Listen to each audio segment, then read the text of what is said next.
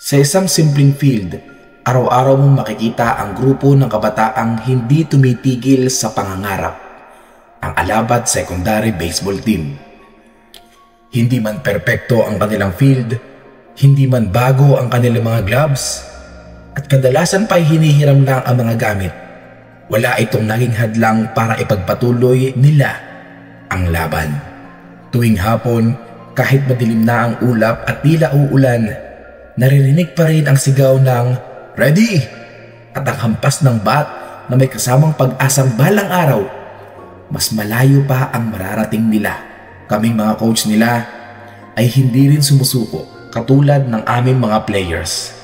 Dala namin ang paniniwalang hindi kailangan ng mamahaling gamit para maging mahusay.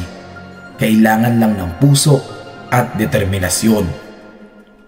Sa bawat laro, sa bawat pag-slide at pag-dive, ipinapakita nilang hindi hadlang ang kakulangan. Ang tunay na lakas ng koponan ay nasa samahan, tiwala at buo nilang paniniwala na lalaban kami kahit ano pa ang hirap.